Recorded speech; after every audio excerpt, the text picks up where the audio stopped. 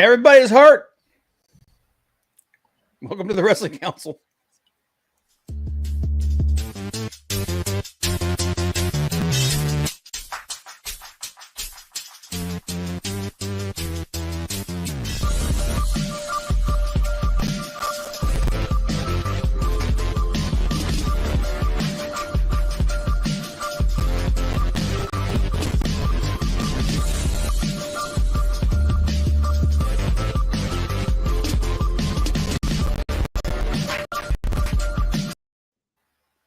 Welcome to the Wrestling Council. I'm your host, Comic Book Bob. This is my good friend, Hollywood Frank. The champ. You can catch us here every Tuesday, 7 p.m. Eastern Standard Time, talking about all the news and wrestling, and holy shit. Did it hit the fan this week, man? I mean, good God. But real quick, before we get started in here, let me go and say this. We got your Leg Kick was first here. He said, "Hail the Wrestling Council. Hail Leg Kick. Thanks for coming in early, bud. Appreciate it." Mount Cedar said, "Sup, people. What's up, Mount Cedar? What's up? Sup? Sup? Sup? Sup? Sup? Hello. What's up? What's up? Thanks for being here, brother. JK said, Punk's out, Cody's out. I hate it here. I want to fast forward this next few months. It'll be okay, man.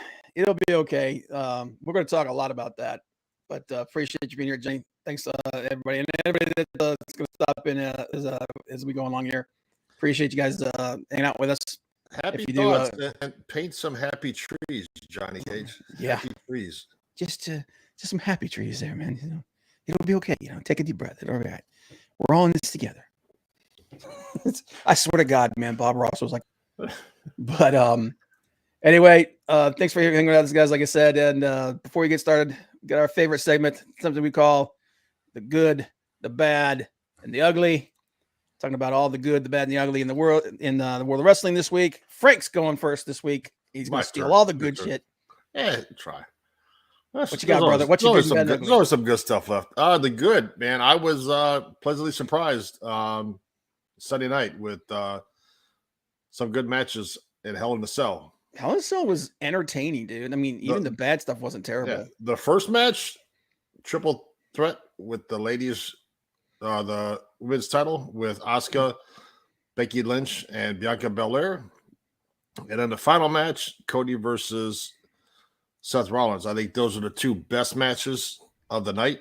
I think Asuka, Becky, and Bianca told a great match in the ring, and it's just back and forth, back and forth, back and forth. Obviously, Bianca keeps her title. No title changes on Sunday. There's only two titles on the line, anyways. Yeah, that was the biggest issue with that pay-per-view, is that nothing mattered. You know, it was if there was ever the definition of a filler pay-per-view, this was it. But I thought the women's match was really good. Started the night off good. There was some crap in the middle. Yeah. And then even though he was injured, but Cody injured, Cody versus Seth was probably the match of the night. It was hands down the best match, and maybe the best match that these two have had. But I'm gonna tell you, dude, it was hard to watch. To have that torn pec, I mean, this whole left shoulder all purple. All the comments that people were making, "Oh, that's a great make." I was like, dude, you can't. It's swollen up. And the left side of his body didn't match the right. And you can't give 100%. So Seth and him worked it out to where he wouldn't be in as much pain as obviously he was, to not go full out on that left arm and to do what they needed to tell a good story and to get through the match. But me personally, with that, probably wouldn't have done it. You never know what could happen with something like that. But I was like I said, first 10 minutes of that match, I had a hard time watching it because it was just like, this should not be happening. I feel the same way about that I feel about, and I get it. Like, the wrestlers want to do it, You know, like we were talking before we went on the air, like that one time Daniel Bryan cracked his freaking head open and the ref stopped the match and he was livid. But Or you Matt Hardy sometimes yeah.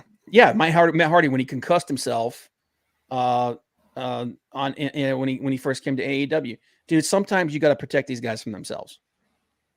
You know what I mean? So, but the doctor said, I mean, I've heard all the stuff that basically the doctor said, once it's completely torn off, there's no more damage you can do to it. But my thing, I'm like, yeah, but the soft tissue damage, that's everything around it.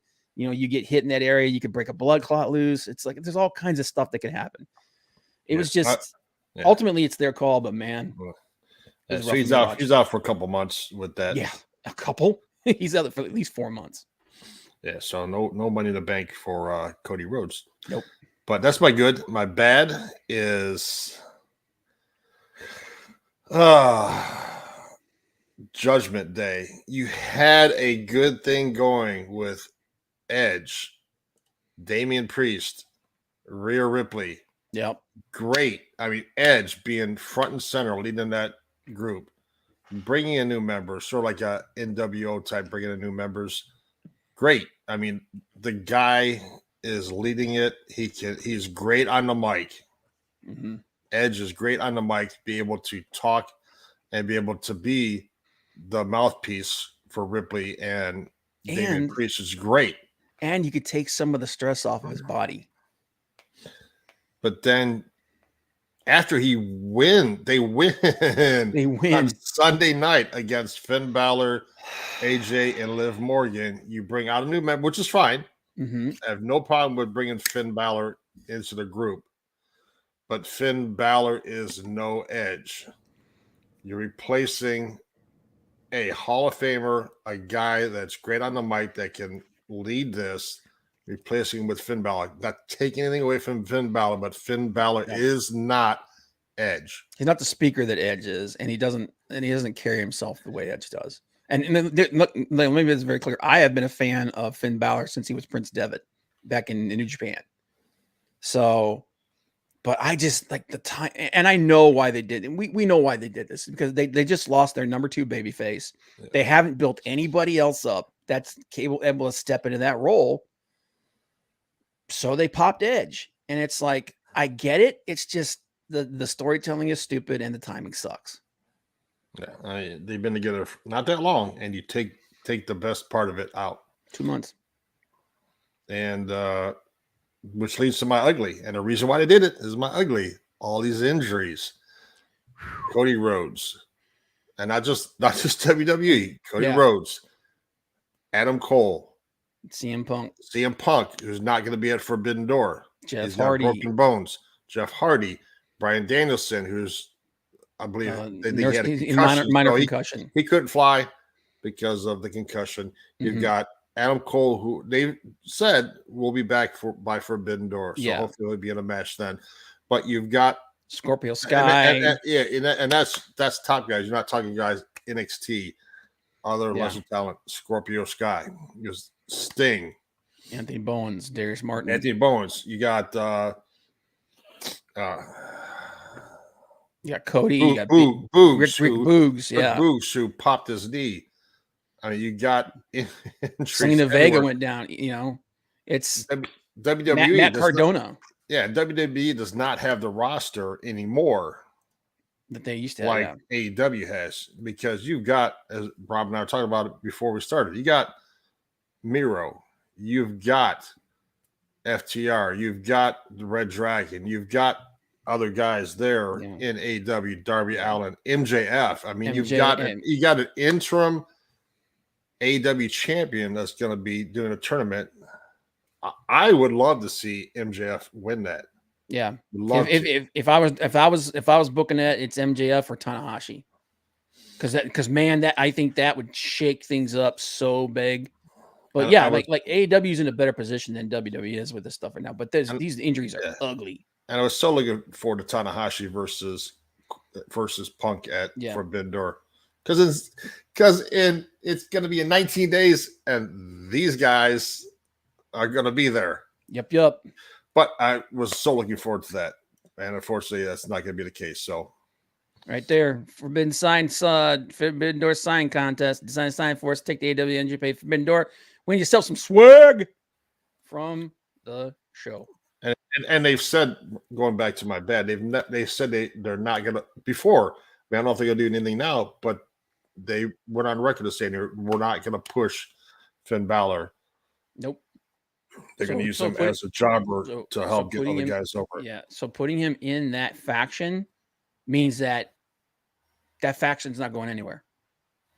The faction's mid-card at best. And I hate to see it being like Revolution. I really do. There and gone, yeah. Because it was legitimately one of the most interesting things that they had going. And it was primarily because of Edge's ability to talk, and then he's able to get these other people in, he gives them the rub, gets them over. It could have been something, man. And unfortunately, they pulled the panic ripcord, and they're like, oh, we need a top baby face. Screw all the other guys, Edge. It's like, no, you can't go get, you can't make AJ Styles the top baby face. The dude can still go. He's one of the best wrestlers they have on their friggin' roster. They have a huge roster. I mean, bring up freaking Rick Boogs. I mean, not but Braun Breaker. Bring him up. There's your top baby face. He's already ready to go. It's a mess, but all right. Yeah. What's your GBU, brother? My GBU Pro Wrestling Guru real quick. He says, how's it going, fellas? What's up, Pro Wrestling Guru? Thanks for stopping by. Appreciate it, brother. My GBU, my good. You guys are gonna get sick and tired of me hearing about this. The finale for Best of the Super Juniors was freaking great. And we got some setup. For Forbidden Door because we had some factions turning on each other. We had some people joining factions that could potentially show up at Forbidden Door. So, but the finale is Hiromu Takahashi defeated El Desperado for to win the his third, I think, Best of the Super Juniors. Awesome match, dude. I want to see Hiromu Takahashi take on either Darby Allin or Darius Martin. I want to see those guys just go because that would be a banger match, dude. So, and him winning this, that tells me that he's basically their top junior heavyweight. So even though he doesn't have the title right now, so I get the feeling he's going to be going up against somebody at Forbidden Door. Impact's Austin Ace joining Bullet Club. That was a shocker. He joined Bullet Club. That puts quite a few Bullet Club guys in Impact and stateside and able to be at Forbidden Door. So we may very well get Ace Austin at Forbidden Door. And he helped them get the win over Will Ospreay's faction, The Kingdom. And we all know that did Sonata come back? Sonata is coming back at Dominion. He's got there's a Dominion. That's the other thing. This also set up Dominion, and at Dominion we are getting some crossover with AEW because that is where we get the AEW Interim Championship Elimination match between Hiroshi Tanahashi and Hiroki Goto, which will be an awesome match. There is no way Goto's winning that. We know it's going to be Tanahashi, and so there's some over there, and then the three-way for the IWGP United States Heavyweight Championship: Sonata versus Juice Robinson versus Will Ospreay. Juice is keeping that belt. I think it's going to be Juice versus. It may very well end up being Juice Robinson versus John Moxley at Forbidden Door, which is a rematch of their IWGP United States Champion match from about 3 years ago. Great match. So I'm all for that. But so that was my good. A lot of good wrestling this week, and I gotta agree with you, man. Hell in a Cell had two really good matches on it. The women's match was really good. I still think it would have been better if it had been just Bianca Belair and Asuka, but it was the second best match of the night, next to Cody, and as cringy as hard as it was to watch, man. And the fact that it was the third time. So thank God, hopefully this thing's over, but it's probably not. Cody versus Seth, man. I mean, it's Seth Rollins and Cody Rhodes, dude. You know you're gonna get an awesome match. But man, it was hard to watch with Cody being beat up like that. When he took that jacket off, man, like the whole place just went silent. Real quick, Pro Wrestling Guru says, I want to get back into New Japan. I watched the entire G1 Climax a few years ago for the first time, but booking hasn't been good, in my opinion, and the matches have become way too repetitive last time I watched. That's why this Best of Super Juniors was really cool, because this is the first time that they've actually been able to open up the borders and get some Western talent back in there. And they had a bunch of people. They had a bunch of Western talent. Wheeler Yuta was there, and he had a pretty good, considering this is his first Best of Super Juniors. He did really good. There's a lot of really good matches, man. So right now it's probably a good time to get back into it, especially with Forbidden Door coming up. Yep. But that was my bad, man. This rash of injuries. Like I said, man, it's plaguing all of pro wrestling. It's not just AEW and WWE. From AEW, like I said, the list was Punk, Cole, Danielson, Jeff Hardy, Scorpio Sky, Sting, Anthony Bowens, Darius Martin. WWE, you had Cody, Big E, Rick Boogs, Bailey, who's supposed to be back, but we don't have anything for her. I'm like, how the hell you not have anything for her? She's one of your best. Selena Vega, Io Shirai, who's the best women's wrestler in NXT, and in my opinion, the best women's wrestler on their entire freaking roster. She's been injured, and then Nikita Lyons, who apparently injured herself carrying around that big ass. She was the one getting a lot of heat, and she's down. And then Matt Cardona tore his freaking bicep. He's the NWA World Champion, so a lot of injuries going around, man. A lot of people struggling to take care of it. But like I said, we'll talk about it a little bit more. But when we get into the main, the meat of the show, but AEW is in the best position to be able to weather this thing as long as Tony Khan makes the right decisions. And there's a lot of heat on him right now. And then the ugly, something else that came down over this weekend. Stephanie McMahon got fired by her own dad.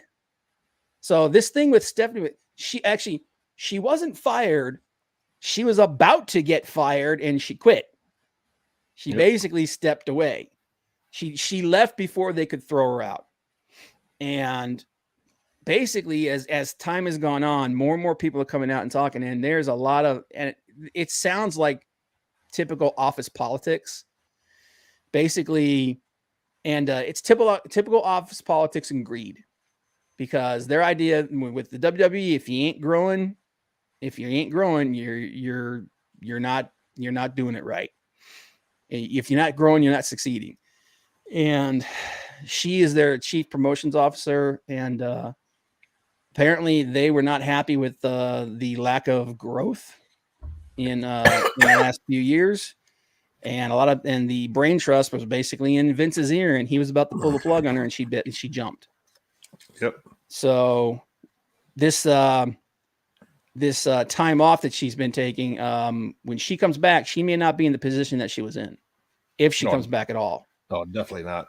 So, and the more we hear about, the uglier it gets, because as soon as she left, a lot of people just started throwing those darts in her back. So whatever you think of her, it sounds like this thing's got a lot more drama to it than we first anticipated. But anyway, that's my good, my bad, my ugly. We got some people talking here. Mally said, but why couldn't you put Seth over instead of writing Cody off the next night? I agree. The finish of this match is the one thing that I disagreed with. I think this is the time, Cody's leaving. You got to build somebody up. Seth has lost twice. You can give him the win here and it doesn't hurt Cody because he's freaking injured, but this is the way WWE does their programming now. They're top guys, and he is the number 2 guy in the company. They get the rub every time, every single time. It's the reason why Roman hasn't even come close to losing. So that's their mindset. With me, I think this is a perfect time, and it helps keep Seth relevant. Now he's lost 3 times, and now he lost to a guy that only had 1 arm. So, yeah, bless that booty. Yeah, I hear you. Kenta is back. Yeah, that was awesome. Yeah, I loved seeing that. Kenta's back. We need to get Kenta versus Punk at some point. Best luck on her future endeavors. Yeah, dude, that's Vince, man. Pro Wrestling Guru says, "You guys think it's pretty much a foregone conclusion at this point that Max is winning the interim title, or do they pull something out of the hat with this battle royal?" Okay, if it was me, I put the belt on one of two people. You either put it on Max, and then you get that because you've got a built-in feud right there between Max and Punk. Yep. And there you go. Or, and this is my thinking, how cool would it be is if it comes down, it's Jon Moxley versus Hiroshi Tanahashi, and Tanahashi freaking wins. And this dude, and you don't have to keep the belt on him for a long time.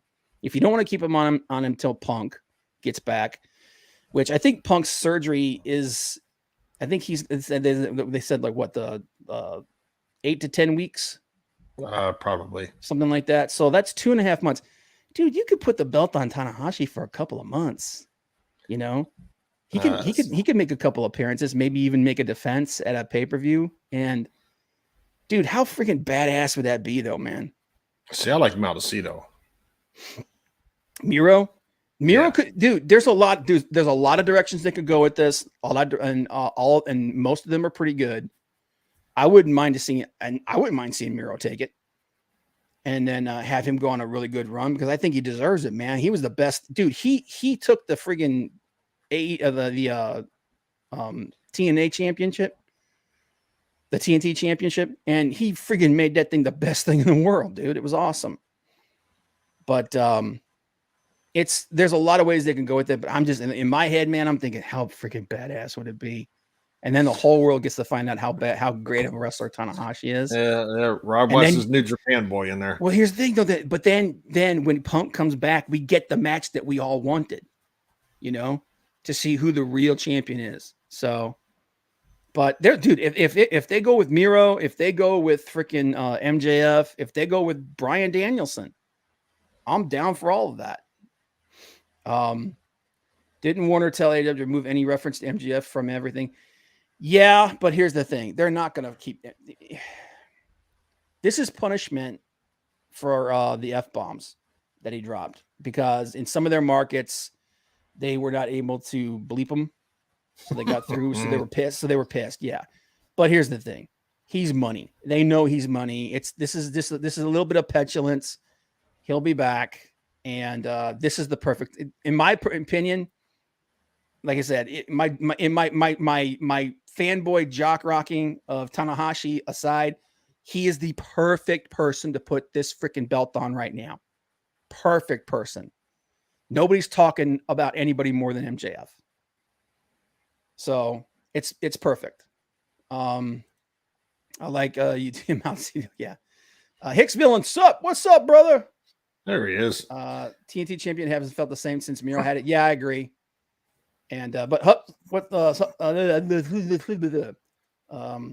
give the interim to Brian. He's who Punk wants to work with anyway, and he can do pretty much anything. Yeah, dude. Like I said, that's another thing they could do, and it would be perfect, and it would work. You have so much talent there that having that tournament. Oh my God! I mean, it could be better than Owen Hart tournament. No offense to Owen Hart. Oh yeah, dude. It's like I said, with all these injuries that are going on, AEW is the company that's in the best shape to deal with it. I mean, because they've got, not only do they have a bunch of guys that are just top guys right now, but they've got a bunch of dudes that are like that are just waiting on the cusp who could step right in. Andrade. And they've got Ring of Honor talent that they haven't even used. Yeah, dude, they have so much untapped potential right now. It's crazy. And right now, and this is one of the times when having those guys is a good thing because now you got people injured. Hey, start folding some people in, man. Yeah, you got Tony Khan going, you have potential. You have potential. Yes. Oh boy. But seriously, dude, you got friggin' Andre. Page is still there. I mean, Page is, he could help fill some of this gap. Andrade, freaking Alistair Black. I mean, it's Bryan Danielson. There's a lot of people that can help shore this thing up. But anyway, that's my good, my bad, my ugly. And actually, we're already talking about the friggin' subject, which is all these injuries. Now, here's the thing I will say that is something brought up. more of these AEW has more injured than WWE does. But then again, WWE, their roster isn't as big as AEW's is anymore. AEW's roster, I think, is bigger than WWE's. Plus, you have so many different styles of wrestling in AEW. So, yep, Andrade. Yeah, dude, they just brought in Rush. That's gonna be friggin' dope as shit. Anybody? I don't know if you guys know who Rush is, but Rush is awesome. Yeah. Hey, Courtney, you've been a little quiet there. What do you think, Courtney?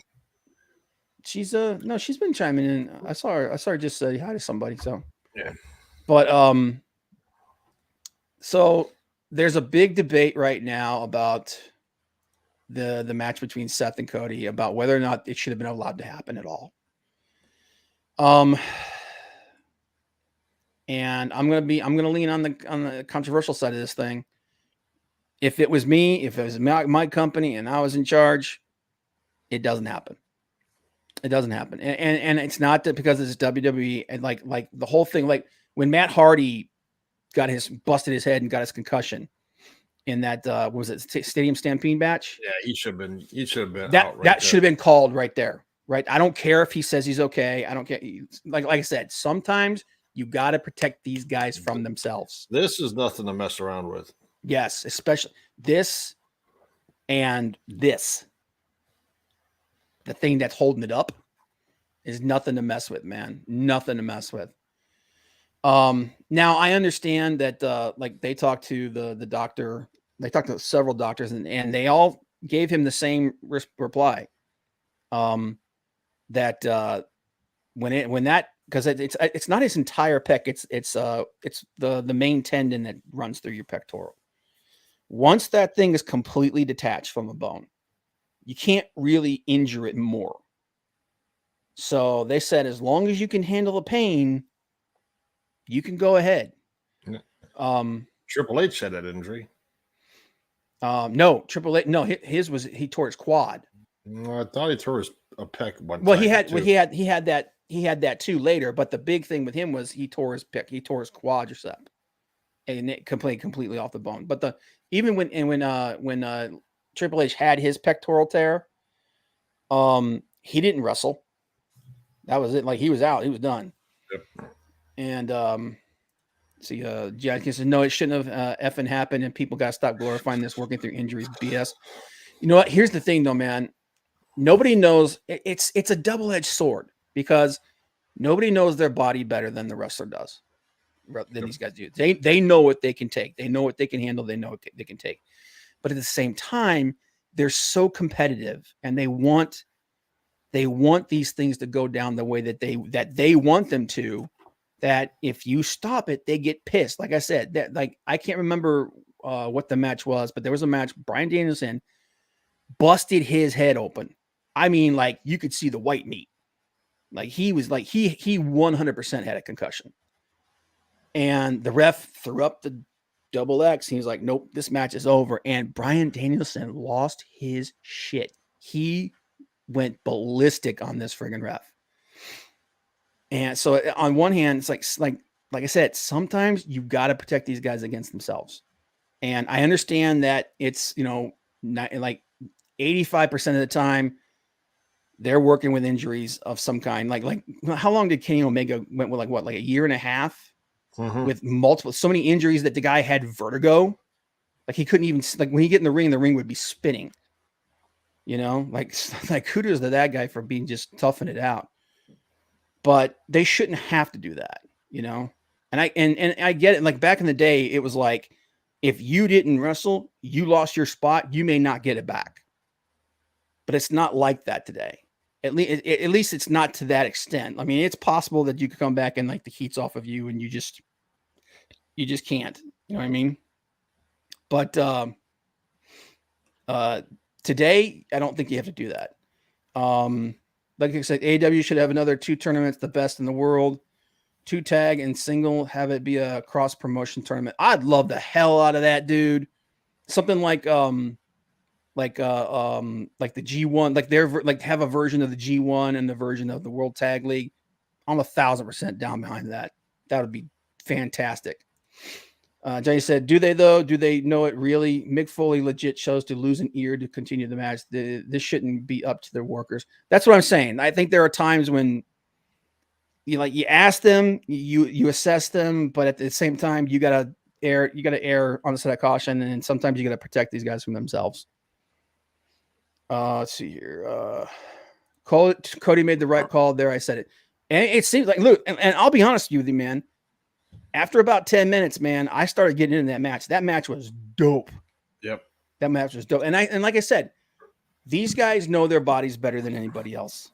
You know, I'm just saying, if it's me, in my opinion, I would rather my guys take the time to get healthy and be at their best, and also for their longevity, than letting them go out there and work like that. And like Johnny said, man, losing a freaking ear or something like that. I just I know you and me, Malacito, we've always had a little bit of a difference of opinion on this. I think at the end of the day, though, the boss makes the call. And if it were me, I probably would have said no, because and someone actually said that the bruising made the injury look worse than it actually was. But I'm like, he tore his freaking pectoral off his freaking bone. It doesn't get much worse than that. It's like the next level up from that is you got shot. It's no wrestling that gets better. It's cutting you open and reattaching it. Yeah, but I get what you're saying though, Matosino, and ultimately I'd like to leave it up to the wrestlers, but I do think that there are times when you have to protect them against themselves. Oh, this definitely, 100%. It made Cody look badass and more credible threat to Reigns in the future, but I don't think he needed to do the match. Dude, this has, Cody doesn't have to worry for a long time about people booing him and wanting him to turn heel. He just became the most over babyface in the entire world after this match. They didn't have to worry about wrestling for a while either, though. No, but I'm just saying, when he comes back, man, that the friggin' pop is going to blow the roof off of whatever place they're in. But that's hard times, baby. Yeah. I'm saying. Cody and showing his toughness. His dad would have wrestled through it too. Dad's hard times. Oh, 100%. Dude, friggin' Dusty would have probably gone in there if he was bleeding to death. That's the way, that's just who he was, man. It's like the song says, hard times make better men. Nowadays, when everyone and their mother knows everything is at work, there's no excuse for this. Like I said, I can see both sides of this thing. And if it were me, I would err on the side of caution to protect the talent. But he went out there and he put on a freaking banger of a match, dude. By the end of that match, I was like, yes! I was marking out just like everybody else, dude. He just wants to put on a show for the fans, which is really what he's all about. He's building himself into the person that he always wanted to be, that WWE never let him be. And that he was hoping, it's what he started on the Indies, and then in Ring of Honor, and then in Japan, and then in AEW. This is the culmination of it. Well, unfortunately, I don't know how it ends with having one champion on everything. Because for me, the brand split is over. You're not really. Oh, the brand split's done. The brand split's done. And matter of fact, from what I understand, there's going to be a unified belt. It's going to be gold. I just bring back the freaking Winged Eagle. It's because it's the best belt that's ever been. It's the best championship belt ever. Dusty bled to death in every match. Yeah, no, you're not wrong about that. Mounty said, how many stories do you hear about how hurt a worker really was? That's how he was raised to be as legit as possible. Yeah. Oh yeah. Like I said, like his dad, Dusty would have done the same thing. Dusty would have had a broken leg and be like, get the hell out of my way. I got to get in the damn ring. The heck, John sucker. Old school, man. You don't care about a little banged up there. Oh, dude. Cut hair. Stitch me up. Get me back out there, baby. Dude, how many times have you heard stories of guys going out there with friggin' gushing wounds and concussions? Like, I don't care. So yeah, get the hell out of my way, son. Sucking on a Marlboro. Get out of the way, son. I gotta get to the ring. Come on, Mick Foley gets thrown off top of the cage. You don't care. You get right back up there. Yeah, but and we love him for it. We do. We can't say that we don't, man. Best belt, Sweet Charlotte. That's a nice belt. It is a nice belt, man, dude. But there's something about that Winged Eagle, brother.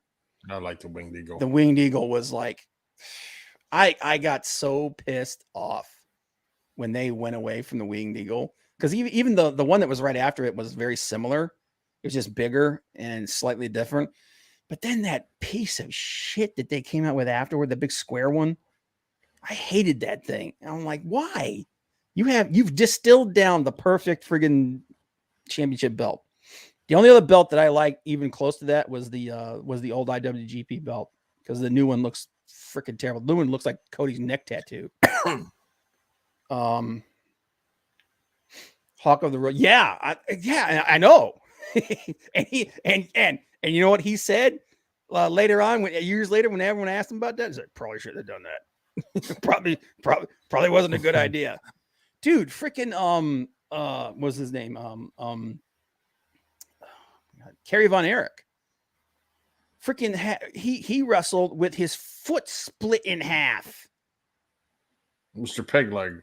Yeah, dude. And then afterward, like, he was so messed up they had to amputate part of his foot. We all know the most beautiful belt in wrestling is the AAA Mega Championship. You know what, dude? It's not the prettiest belt, but it's definitely one of the most prestigious. Come on, the best, the prettiest belt was the Hardcore Championship smashed up belt that Mick Foley carried around. And you know, that was actually a replica of the Winged Eagle. Yeah. And just busted it up and put it in pieces. Freaking stupid. But hey, man, a lot of people wanted that. That was a fun championship to fight for. But anyway, yeah, like I said, it's when you see all these injuries and stuff like that, the thing you worry about is it going to shorten their career? Is it going to like be detrimental to their quality of life later on when they're done with wrestling? That's the reason why, like what Darby Allin was talking about. You know, he's like, I know I'm going to have a short career because I'm beating the living hell out of my body. He's young right now. He's able to absorb some of this damage a lot faster, a lot better. He starts hitting his mid 30s and stuff, dude. He ain't gonna be able to do this shit anymore. It's gonna kill him. So, Mount C said Kurt Angle wrestled with a broken freaking neck. Yep, that's another dude that was like too damn tough. Like, some of these guys are too tough for their own good, man. I'm gonna tell you right now. But it makes them, like Mal said, it makes them legendary when they do it. Yeah, it makes them legendary. Then you've got guys like Jeff Hardy who had no reason whatsoever to be wrestling. Oof. Dude, I honestly think after that match was over, I think he went into the back, and I think Tony Khan told him, was like, yeah, you're on the bench. It's like, dude, he's like, you legit look like you're falling apart. That was scary, man. Like that when he took that dive into the chairs. Yeah, he had no business doing that spot. Not in that condition, man. He needs to get himself healthy, and thankfully he's doing that. Yeah. I think they said he's going to be out for at least a month. So take as much time as you need. Yeah, Get yourself right. And he's one of those guys. He's so freaking over, dude. He could be gone for 6 months, come back, and everybody would love him. The Midwest South title held by Magnum TA. It had more metal than a Buick. Dude, there are some crazy friggin' championship belts out there. There's this one. L. Lindemann had it. He's one of the guys that was wrestling in Best of the Super Juniors. It has 3 swords in it. It's got, they're like shink. They're blades. So, bless Darius Hart. I love him. I wanted to slap him silly after that ladder spot. I think everybody did. They were like, yeah, dude, you're going to be in a wheelchair, but you're going to be in a wheelchair by the time you're 30. So, both Brian Pillman and Eddie Guerrero were thrown from cars and rushed to come back. Yep. And Pillman was never the same again. Nope. Pillman was never the same again. But he's a freaking legend, you know, and Pillman was a brilliant guy when it came to promotion. Mic work. Nope. Do we lose Bob? There it is. Nope, there it is. Hang on. No, Bob's MIA for a moment. Yeah, but Brian Pillman on the mic, guy could go, man. And Eddie Guerrero. I love Eddie. We can hear you. Your mic sounds a little bit off, though. Yeah, let me double check it. It might have switched over to the other one. It did. Latino Heat with Eddie Guerrero. Yeah. Yes, sir. There we go. Better? That's better. Yeah. I don't know what happened. It just we had like a momentary power flicker. Mm-hmm. But yeah, like I said, when Brian Pillman did that, he, like I said, it's crazy, but he's a freaking legend and everybody remembers him.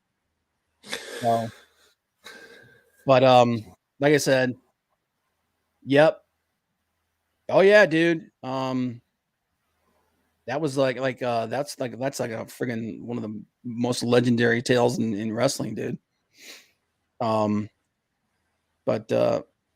oh my God, if Brian Pillman was still alive, I guarantee you his son, one, would be a better wrestler than he's not a bad wrestler. Brian Pillman Jr. is not a bad wrestler, but he'd be a better wrestler than he is now. Oh yeah. And two, he'd know the ins and outs of the business better than he does. Because his dad understood that shit better than anybody. Like he legit is one of those guys that he just knew how to do things and how to get under people's skin and how to do things.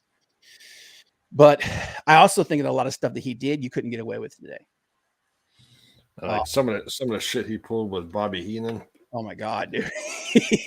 Or that stuff when he because remember this was back when Kayfabe was still alive.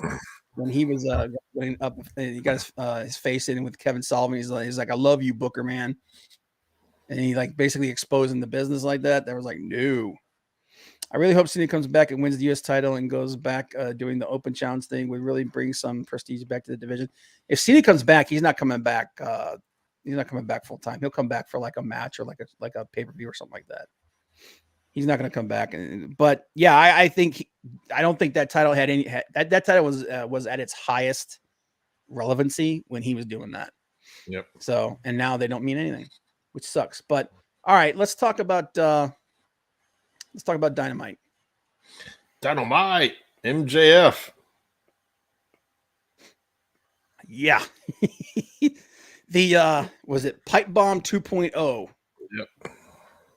And yeah, it had an effect. So we had so he was first we had FTR and CM Punk versus Max Caster and the Gun Club. Yep. This is a fun match, dude. The Gun Club and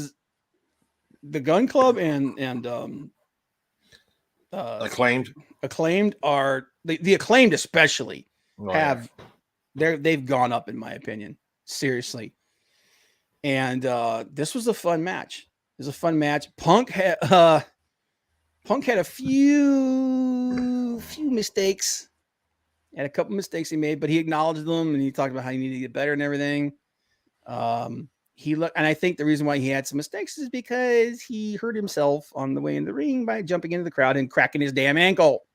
Yeah. On the freaking thing. I think as soon as he did that, he realized that was a mistake. Yeah, more TV time for the ass boys. I love Billy Gunn, man. But that was a fun match. Really good way. I thought it was a really good way to open it up. Max Caster, dude, his promo talking about Amber Heard, dude. I haven't been following that thing because I honestly don't care. But damn, that was funny. That was pretty freaking awesome. Tanahashi challenging him was awesome. Even though, dude, there were so many people who were like, well, am I supposed to care who this guy is? I'm like, only if you like one of the best wrestlers in the last 20 years. Dumbass.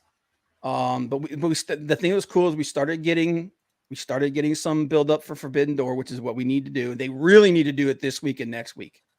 Well, from what I heard, they want to keep a lot of matches a secret. Yeah, well, I know, but you've got to have some build up for the pay-per-view, man. You have to. You can't just have a mystery card. Right. But done right, wrestling can make you feel. And this week was a reminder. Oh God, dude, this, yeah, it's awesome. And then what happened? And then just like the heartbreak of it and everything. But was it MJ? Dude, okay, the pipe bomb, man. He came out. He was like, "This isn't," and he's like, and he said, this is not MJF. This is Max Friedman talking, and he just went friggin' off. Yes, and he did. This was, if anybody had any doubt as to why this guy is legit the top heel in the freaking business today, that put it to rest. Okay. He can be as real as he wants to. He can be real. He can be he can be kayfabe. MJF is the best talker in the business. Hands down. Hands down. Nobody. Punk is great. Not as good as MJF. Yeah, I love the Acclaim called Billy Gunn Dad. Yeah, dude. Yeah, dude. Those guys have grown on me, man. I really like them now. Punk botched a lot of springer moves in AEW. Those cables are slippery. The ropes in WWE are different. It's just, I think he hurt himself. I think that because we all know that he hurt himself. And I think that he just, and he's never been the most agile guy. So, calling out Tony Khan and WWE a couple of times. And so I want you to fire me. I'll tell you what, man, those execs are not happy with him about those F-bombs. Yeah. But hey, but if you're talking like that, that Tony Khan is allowing all that. Otherwise, 100%. They'd have shut that mic off a long time ago. Oh yeah. It was, you know what he did? Here's what Tony Khan did. Go out there and say whatever you want. But then the fans were booing him at the beginning and they were cheering him at the end. This is Punk too. Okay, here's the thing. Nobody wants MJF to become a face. Nobody does. Even the people that were cheering him, they don't want him to become a face because they like him like this. Okay? But there are people that legit love him because he is the best heel in the business right now. He's so much fun to listen to. He's so much fun to watch. So he's just, he is the new $1 Million Man. He is the new Ted DiBiase, but he's twice as good. And that's saying a lot because Ted DiBiase was awesome. But he just gets it.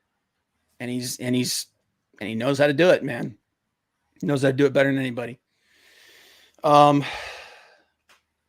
Johnny Elite versus Miro. Love the fact that Miro came back. Oh yeah, that was so nice. And the reason why Johnny lost the match is losing these matches because he's not actually officially signed yet. Correct. Just per appearance. Yeah, he's on a per appearance thing right now. I think they're eventually going to sign him. I think they're going to sign him for Ring of Honor. I think he's going to get a Ring of Honor contract, and he's going to be over there once they get the ball rolling over there. And I think that's why they haven't given him an AEW contract yet. Because I do think that eventually it's going to be different. It's going to be between two companies, especially, and also there's the issue with TV appearances because different stations have different rules. So I think that's what's going to happen then. But I do think he's going to eventually sign with them. Miro looked awesome. He looked like he slimmed down a little bit. Which I mean, a guy that big could do that. I mean, he's friggin' huge. He's a monster. But he looks good. I'm glad he's back. If it was up to me, I'd just take the damn belt away and put it, the TNT belt, and take it away and put it on him and let him try to make that thing relevant again. Whatever they do with him, I hope they push him hardcore because this is legit the best character he's ever done. And he's just fun to watch, you know? Yeah, and JR said, hey, he married well too. Yeah, he did. Next was a 10-man match. Well, it was the Jericho. We got blood. We got the best thing about the entire show. We got William Regal to say blood and guts. Because he was always like the War Games. So I thought it was awesome. Anytime that dude's out there, I think it's fantastic. And it's Kingston, you know, and there's another dude that could talk really well. 10-man tag match. It was okay. It was a pretty good match. This was probably, and it's just, you know, speaking about Hikuleo, this is the best he's looked. Like how this dude slipped under Vince McMahon's radar, I will never know. He's 6'9". He's freaking huge, and he can wrestle competently. I'm surprised Vince didn't I don't give him to drive a truckload of money up to his house. You know, there's a dude. Can you imagine if they put him with friggin' Roman? Jesus Christ! It's like, well, everybody else is dead because these guys are gonna kill everyone. I like the all right. When is the turn going to happen between Jungle Boy and Brian Cage? Christian Cage. Christian Cage. I'm sorry. Yeah. Bless the Redeemer and his flexible wife. Yes, Maldacito. I think we might get it at Forbidden Door. I think we might get it at Forbidden Door. Yeah, yeah. That's what I'm saying. Well, yeah, his brothers are the Gorillas of Destiny. You know, and you're like you said, his dad's Haku, man. His dad's the most feared dude in wrestling.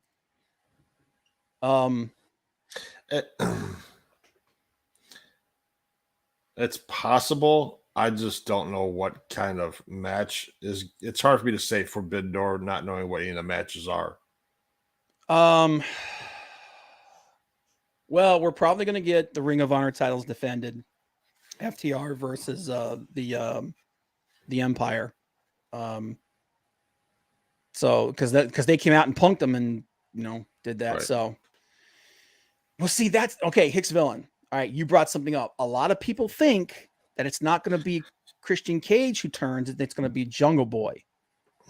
Now, this is something that me and Frank have talked about. Is that eventually he's going to have to make a change and break away to elevate himself because he's already he's crazy pot. He's really popular. Kid's got a huge future. I think he's legit going to be one of the best wrestlers in the world going forward. But he needs to stop being Jungle Boy and become Jungle Man. Yeah. So and a heel turn might do that. If he wants to be taken legitimate and be a top star, he can't continue to be a tag with Luchasaurus. Yeah. Even though as a tag team, they have done significantly better than I thought they would. Yeah, I agree. And a heel turn might do it, dude. I mean, it's happened before. It's worked before. His dad is Tonga from Tonga. Always loved that. Oh yeah, dude. Dude. All of Haku's boys are friggin' monsters. The Gorillas of Destiny is probably one of my 3 favorite tag teams in the business. So, yeah, that's the thing. That's the one area that he really needs to work on. Is his mic work, and he's not terrible, but he's just not great. I think Angie already took care of that, probably. Swing. But actually, we're running out of time here. Athena, not the best match for her. No match. It was Mike. She was talking to Tony. Yeah, she was talking. Oh, yeah, she had a match on Rampage. Wardlow versus JD Drake. It's okay. I honestly don't know. I don't think they know what to do with Wardlow right now after MJF. Rhys Soho and Tony Storm versus Britt Baker and Jamie Hayter. They need to start pushing somebody besides Britt Baker. Yes. They desperately need to start pushing someone besides Britt Baker. Britt is already established. She is already a star in She's AEW. Owen Hart champion. She's the Owen Hart champion, which I think was a mistake. They need to start building other people up to the level that she's at. And it ain't gonna happen if they keep having them lose to her. So Tony Storm should have been the one that won, I personally believe, but I get it. They wanted a couple to do it, whatever. But yeah, that personal gripe aside, this was actually a really good match. This is probably the best that Tony Storm and Ruby Soho have looked since they got there. And I know Johnny Cage was happy seeing Tony Storm and Jamie Hayter in there together because the boy loves his cake. And then Moxley versus Daniel Garcia. Dude, Daniel Garcia is so good. I don't know how WWE screwed that up. I mean, he's not the biggest dude, but man, like the guy could be the next Bryan Danielson. You could. You know, he's legit. Kitty. He could legit be the next Bryan Danielson. So, but yeah, it was a good episode of Dynamite, man. Especially coming off the pay-per-view. Oh, yeah. Unfortunately, then Rampage came, and we all know what happened there. But holy crap, how good was that friggin' opening match for Rampage? Lucha Brothers versus the Bucks. Son of a bitch, dude. Every time those guys get in the ring, it's friggin' gold. It is absolute gold. I mean, yeah, it sucked and it was a letdown. And that's what everyone's going to take away from it as well, and understandably too, because I mean, shit, dude, it's basically everybody's hopes got dashed. But like I said, hopefully, I think they said 8 to 10 weeks for him, for recovery and everything. So hopefully that's the case, and it's not longer, and he gets back in a couple of months. Yeah, I don't see that ever happening. I don't either. I think. I think he's there for the long. I think this might be Jericho's going to retire in the next couple of years. I think. Yeah. Scorpio Sky versus Dante Martin was a really, really, really good match, but unfortunately, Scorpio Sky got hurt. Still don't know how bad his injury is. So, dude, they may. No, we lost Rob again. Are you freaking kidding me? God, this is pissing me off, dude. Yeah, they may take the title off of depending on how bad he's injured. Yeah, dude, they may end up having a tournament for that. Yep. And if they do, Miro better freaking win. Because he has been hands down the best TNT champion, period. Also, it's time for Jade to lose. Oh, he's back. Yeah, this is pissing Jade me off. to lose to Athena? Yes. It could be Athena. I think she should lose to Chris Statlander. Because here's the thing. When they had that scrum and they were all in the ring and they were all facing off with each other, Chris Statlander's taller than she is. Jade's, yeah, dude, look, go back and watch it. She is she is actually one person over from Jade, and she's just as tall as Jade is. Chris Statlander is a big woman, and she's not as ripped as Jade is, obviously, but she's a big woman. And I'm like, holy shit! There's your friggin' person you should lose to right there. I'm like, oh my god, man! But if it's not going to be her, it's got to be somebody, because I don't think the streak thing doesn't work the same way it did back in the day with Goldberg. You know what I mean? I understand the whole idea is they do it to establish her dominance and everything, but she's already gone through pretty much the entire roster. And she's defended 7 or 8 times. So, you need to start putting a pedigree on that friggin' belt. And I also think that Chris Statlander deserves a chance to shine, man, because she got hurt and she was gone for so long, and then she came back and she's looked really good since she came back. Yes, she has. Athena just proves MJF was right. I just think it's too soon to put a belt on Athena because she hasn't been there very long. But I like Athena. I liked her when she was Ember Moon. I thought she's a really talented wrestler. She got a couple of rough spots when she's on the mic and everything, but she's decent on the mic. She's good in the ring. She's a big pickup for them, and I think it's a great thing. But again, you've got to start building some goddamn people, because outside Jade is the closest thing that they've got to them building somebody up outside of Britt Baker. And Jade has been, let's be honest, she's been kind of one note. She's just big and strong, and it's like, I understand that she's learning. She's vastly improved.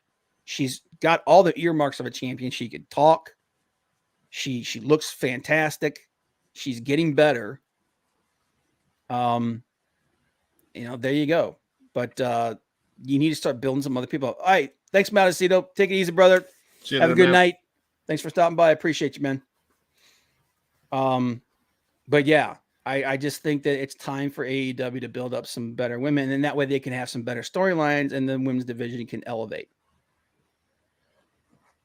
You're busy petting the kitty. You got Dina Purrazzo and other Ring of Honor women that haven't even used yet. Yeah, dude. Oh my God, dude. Dina Purrazzo is so good. She's so freaking good, man. Nothing against Martinez. Dina Purrazzo should have won. She should have been the undisputed Ring of Honor champion, in my opinion. But that's me. Anyway, we're past the hour. God, there's so much other stuff to talk about, but we'll have to save it. Like I said, guys, do not forget. 19 days till Forbidden Door. Are we going to shut the contest off at next week? Yeah. All right. So our show next week, there will be the end of the chance to do the sign thing. Like I said, you can see our Twitters, our social media below there. Just shoot an idea off for a sign to me or Frank. We will pick the one that we think is the best. The sign will have two sides. It'll have one side will be yours, and then the other side will be something that we come up with. But whoever wins will get some swag from Forbidden Door. And that guy's the artist. Don't you don't want me drawing something. That guy's the artist. Yep, just write it up. Just write something up. Say, they have it say this, and have a picture of this or whatever. But win yourself some swag, guys.